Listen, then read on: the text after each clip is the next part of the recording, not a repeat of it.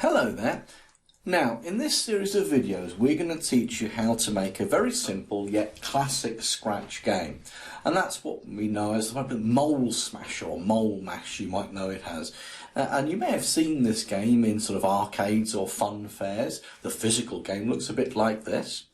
But there are also digital versions of that game that look sort of like this. And that's what we're going to do. We're going to make something that looks like a digital version in Scratch. So we're going to keep it simple, and in this video you'll watch it through, and at the end of it I want you to create two graphics for me. A hammer or a mallet, whatever you want to call it, we're going to whack with, and also the object that we're going to be whacking. Now, Scratch by default looks a bit like this, and you can see that this little square up here, or rectangle, not square, is of course the game area. This is where the game is going to run. At the moment, by default, it puts the Scratch cat in there. And I don't want a cat there because we're not going to whack cats because that makes some people get quite upset. Beetles, fine, we can smash them. Cockroaches, yeah, smash them. But cats, people get upset about that. So, although Tom and Jerry have done it for years, so why people get upset, I don't know. Or did I think maybe just getting upset, something I've made up. Anyway, it doesn't really matter. I don't want a cat. So, how do I get rid of the cat? Well, down here, there's a little mini version of the cat, and I can press that bin there, and it's gone. So we want two graphics still. And how do we get those graphics? Well, down here, little cat head as well, look. It says choose a sprite. And I've got four options. I can upload a sprite, which we will come back to. I can get a surprise sprite, which if I click on it, gives me a snowman. It was a surprise. I wasn't expecting a snowman. And the whole point being is that you click on surprise. Oh look, I've got a what? A takeout? Surely that's a bucket. I don't know who named that one. Takeout is what you get from a Chinese restaurant or something like that, isn't it?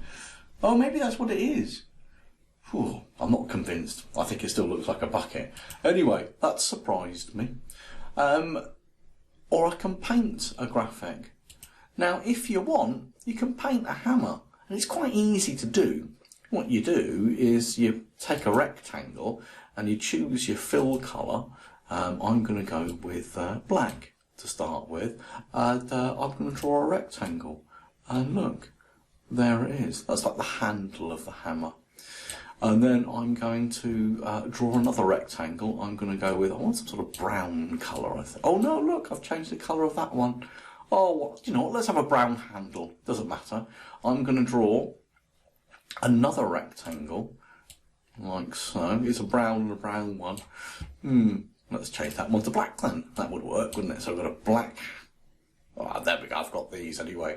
And what I'm going to do now is I'm going to take that off. Oh, I need to choose this one here, and I can put those together like that. Lovely. And what I can do is I can select both of them like so, and then I can group them together. And now look, I don't move the rectangles round independently. So I can draw a hammer if I want to, but it's really important. Here's a really important bit. If you do decide to draw something, watch this. I'm going to zoom in. See that blue cross? That's the middle of the hammer. Do you notice that target has appeared there? Like a sniper rifle. Well, that's the middle of the sort of, I don't know what to call it, the canvas for the hammer? I don't know, but all I do know, and this causes 99% of the problems I get from my own students, is the fact that they haven't done the following. If you draw anything, you must make sure that blue cross and that sniper rifle sight are lined up together. So, you can draw a hammer like that if you wanted to. That's one way of doing it. Now, let me show you another way that we can do this. We could look and choose a sprite. We look in a library. We've got beetles that would be good for smashing. I think I'll drop a beetle in there. Yeah, I'll leave that one there. But were there any hammers there? Let's have a look. So, let's go down. It's alphabetical. Ah, here we are, H's. I've got a Hannah. Not a hammer. Hair. Oh, that's it then. There's no ham. So there's no hammers. Maybe mallet. Let's have a quick look a little bit further down. Microphones and magic wands. Oh, I could do a magic wand going up and down. No, we haven't got a hammer, we haven't got a mallet, so we're kind of out of luck in the library here. But you can have a look through for stuff that you might want to use in any games that you build. But if you're out of luck and you're not very good at drawing rectangles, which is a bit of a stretch because everyone can draw a rectangle, but let's say no, you're saying this is not professional, I want professional proper hammers. What you can do is this. If you head to Google or any search engine of your choice, what I've done is I've typed in clip art hammer. Now, this is really important. I'm going to go to tools here and I'm going to choose where it says colour, I'm going to choose transparent. But really importantly, because we want to teach you right from wrong here, kids, where it says usage rights, you must change that to Creative Commons licenses.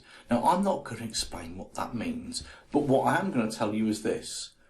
I'm allowed to use all of these images and it's not like a breach of copyright. No one's going to come and arrest you. Well, they're not going to arrest you anyway for stealing a picture. Well, not arrest you, but you can get fined when you're much older. They wouldn't fine you as children. But anyway, it's just good practice to make sure that any images that you use are actually Creative Commons, so therefore you're not going to upset anybody. Now, I like this one. Look at that hammer. That's a beauty. So I'm going to right click on it and I'm going to choose Save Image As. Now I've already set a folder up called Mole Smasher Game. And I have already done this before because at the moment it says image processing 202022. Okay, let's just call it hammer, which I'd already done because I've saved this already. So I'm going to press cancel because I've done it, but you would need to press save. And then back in Scratch, what we have to do is this. Upload a sprite. And it says, what do you want to upload? I'm going to choose hammer. And there is my fantastic hammer that's far too large. It's far too large. But we're not concerned about that. The size of it doesn't actually matter. So that's your task. I'll put this one over off the edge for the moment. All I want you to do is to create just two graphics for me. I'm going to leave that giant hammer. I'm going to get rid of this one here. It's a sprite one. I'm going to bin that one. I like my hammer. I like my beetle. I think that's going to make a good smashing game. I don't like the size of them, but that doesn't matter. All I want you to do is now to fire up Scratch and to make me a hammer and a beetle. But really, really, really, really importantly, when you've done that, because I'm not using the web-based version, I'm using the offline version. So if you're using the offline version, you must do File, Save to your computer. I made a folder called Mole Smasher Game. So I'm going to call this Beetle Smash. I wasn't sure, I should have called it, I should have got a mole really, but there we go, we ended up with a beetle instead. Doesn't really matter. But one thing I do know is that my Scratch game is saved in my Mole Smasher Game folder, so I can find it in the future. Anyway, I'm going to save it. That's all there is from me.